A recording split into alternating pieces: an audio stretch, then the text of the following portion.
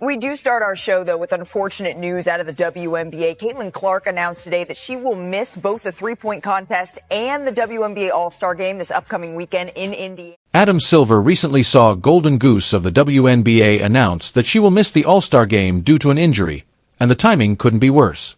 Since lockout threats are approaching and CBA talks are crumbling, NBA leadership is quite concerned about Clark's absence from the league's biggest weekend. The warnings are coming from the top. Do you think Adam Silver has a legitimate concern about how the WNBA is protecting their most important asset at this critical juncture?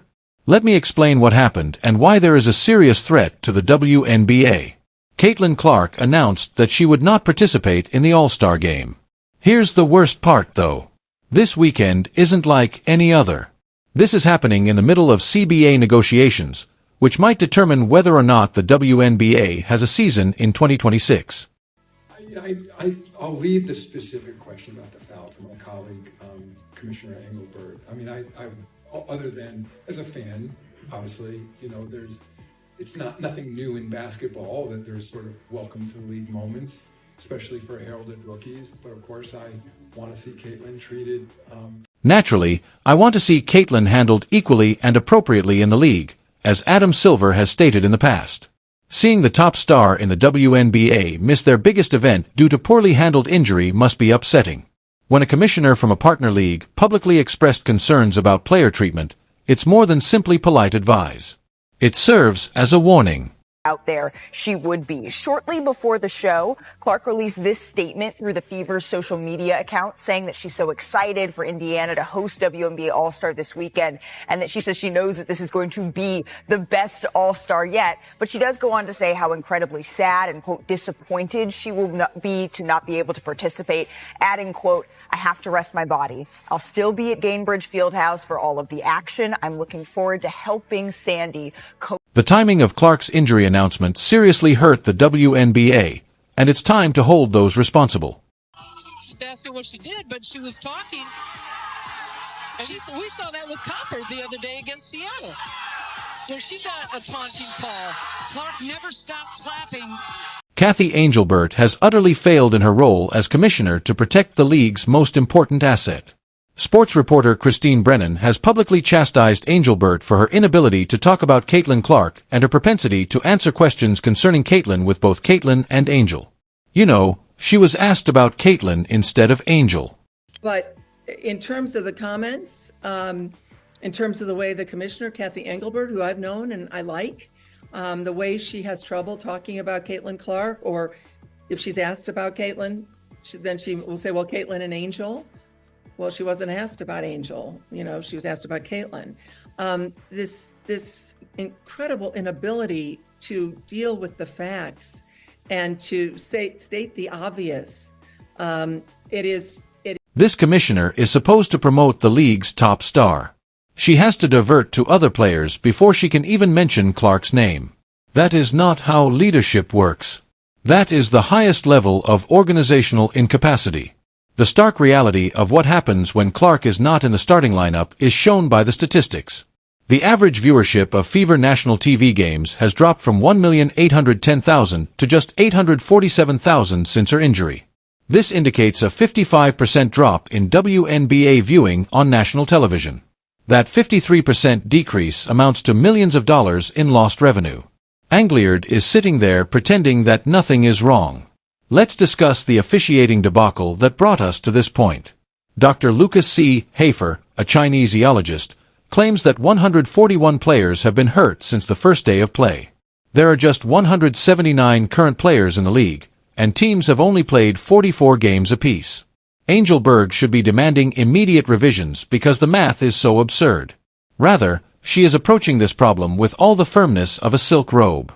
Ball handler. There's a grab, there's a hold, there's another grab. I mean, all of those are fouls. Every single one of them. And here, that's a foul, that's a foul.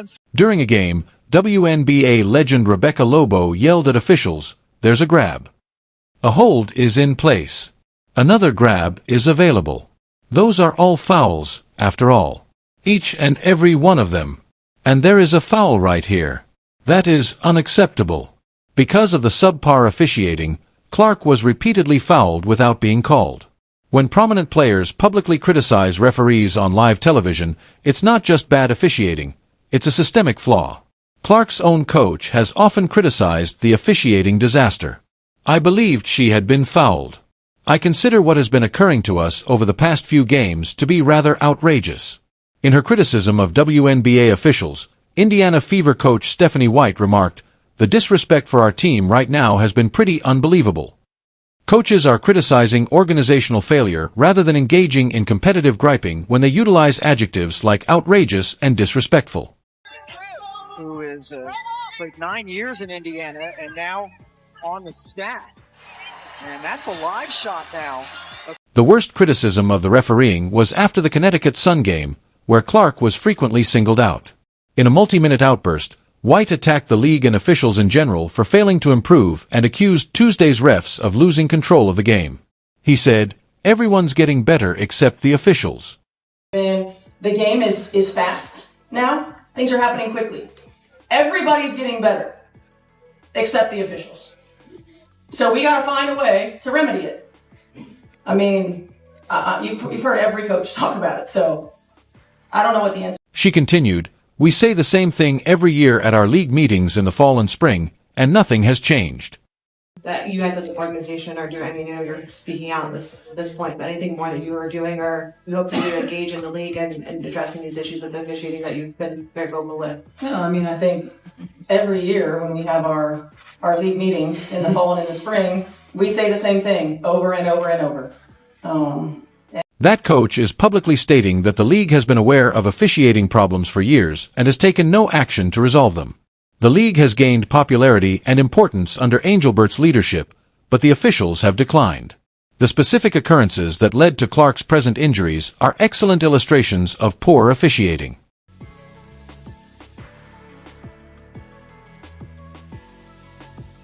After witnessing his sister's injury as a result of inadequate game management, Colin, Clark's brother, even took to social media to criticize the officials, writing, "Make no mistake, this is on the reffing."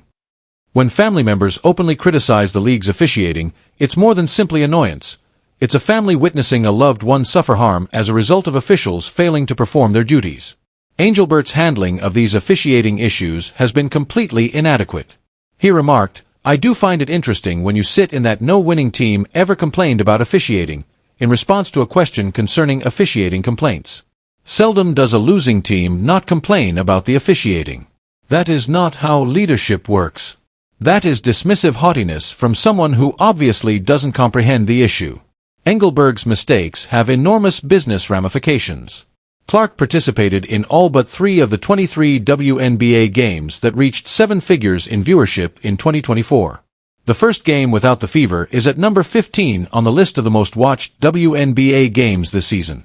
The entire league's viewership is practically carried by Clark, and Angelbert is unable to keep her safe. The impact on revenue is equally enormous. With viewership rising from 454,000 to over 1, ESPN's WNBA TV ratings increased by 170%. In 2024, the average viewership was 2 million. TV ratings for ION increased by 133% from 2023.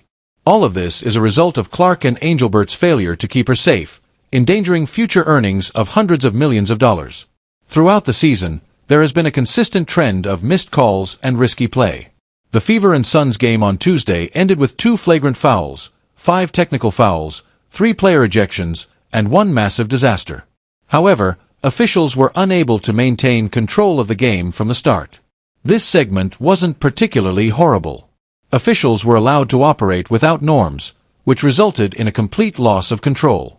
The true tale of Clark's influence is revealed by the betting market. Within a week following Clark's injury, sports betting on Indiana Fever games saw a nearly 50% decline in activity compared to games Clark participated in. The amount of money the league loses when Clark isn't playing is demonstrated by how quickly betting markets respond to a single player's absence. Silver has more worries than just player safety over the WNBA's treatment of Clark.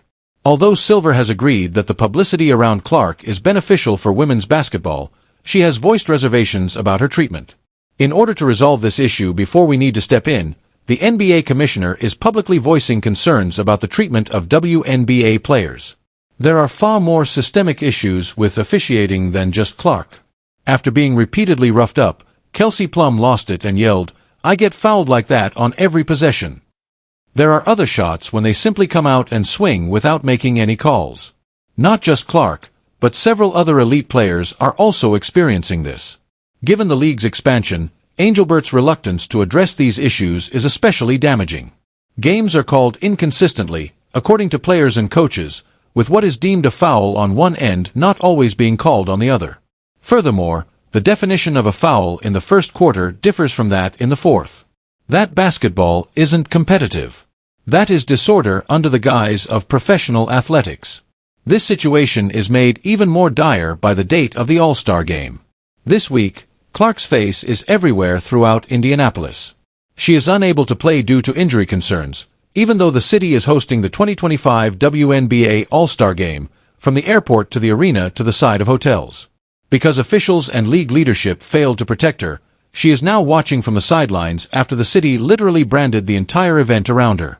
This problem is made even more urgent by the CBA discussions. With the current contract expiring on October 31, 2025, WNBA players are preparing for a potential work stoppage if a new CBA isn't reached quickly. Your biggest talent is missing the all-talent game because of poor injury management, and labor tensions are at an all-time high. This is made worse by the historical background. Although Clark never missed a game in college or during her rookie season, she has had to miss several games this season due to a left quad injury that kept her out of action for 5 games beginning in May, and a left groin ailment that had her out of action for 5 games before she returned in July. For years, this person was essentially an iron woman, but now, under WNBA control, she is unable to maintain her health. Everyone in the WNBA should be terrified by the financial reality. Clark's comeback game ended in a 2-draw. 2 million viewers with a peak of 2.8 million, a 76% increase over the average number of people who watched WNBA games on ABC last season. When a single player can generate such a jump in viewership, her absence would result in disastrous financial losses. Angelbert's inability to get promoted is just as harmful.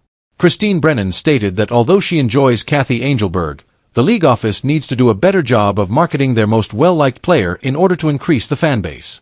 Organizational malpractice occurs when seasoned sports writers openly criticize the commissioner for not promoting the league's biggest star. Since Caitlin Clark joined the league, games involving the Indiana Fever have frequently been marred by dubious officiating, missed calls, and a lack of appropriate disciplinary action for overly aggressive and dangerous play. As a result, fans have started online petitions demanding accountability. When supporters create petitions against your officiating, it goes beyond ordinary criticism. That is a revolt. Ignoring the injury pattern is becoming more difficult. Sports pundit Rachel Dees stated, "You can't mess around with injuries that are moving around your body because it means that something isn't tracking right mechanically."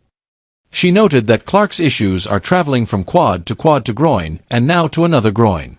This implies that Clark's regular physical trauma from poor officiating is causing mechanical problems in her body. The implications for women's sports are much broader. The 10 largest WNBA crowds since 2002 have all included Clark this year. When a player has broken every rating record in over 20 years, losing them to preventable injuries is the highest kind of sports malpractice. Silver's prior comments about having Clark treated correctly and appropriately become much more urgent when you consider the business stakes. The league was predicted to earn more than $1 billion this year, mostly because of Clark's engagement. When billion-dollar revenue forecasts are involved, a single player's well-being becomes critical to the long-term viability of the company. There's no bigger contrast between Clark's power and the way the league treated her. With 12.3 million views, Clark's Iowa career finale was the most watched women's college basketball game ever. The Final Four game, which drew 14.2 million viewers, came next, making it the most viewed basketball game in ESPN history. Despite the fact that she has already proven her capacity to enthrall sizable audiences, the WNBA is squandering her gift due to poor leadership. All of Angelbert's leadership flaws are ultimately represented by the All-Star Weekend. The weekend's events, in which players demand a portion of the profits from investments, are a microcosm of the arguments that each side brings to CBA negotiations. But how can you negotiate revenue sharing when poor officiating regularly damages your primary source of income? The consequences on a worldwide level are also concerning. When your own league can't keep its best player healthy, foreign options become more alluring. The league's progress depends on Clark's availability and health, and Angelbert's flaws are jeopardizing that possibility. The most damning aspect of this entire situation is how preventable it was. With better officiating, stronger commissioner's office leadership, and a focus on protecting star players, this problem might have been totally avoided. Instead, we have a league where officials are not salaried, are paid on a game-by-game basis, and often split their duties with NCAA basketball, creating a problematic dual-duty arrangement. Because of this institutional problem, officials lack the necessary training and motivation to protect the league's most important assets. Your brightest talent will miss the all-talent game in her home state as a result of a league where officials are either incapable or unwilling to do their duties efficiently. Silver is concerned about more than just partner league advice. They serve as a warning that the NBA is monitoring the WNBA's handling of its most valuable asset and is not happy with the outcomes. When billion-dollar media deals and expansion plans are involved, you cannot afford for your commissioner and officials to fail at this basic level. Angelbert's errors put the WNBA as a whole in jeopardy. Officials can't protect Clark. The viewership falls apart without her. She is now missing their most important weekend. Silver's warnings are not suggestions, but mandates. Everything will collapse if you don't protect your stars and correct the officiating. The WNBA should listen, like, and subscribe for more information.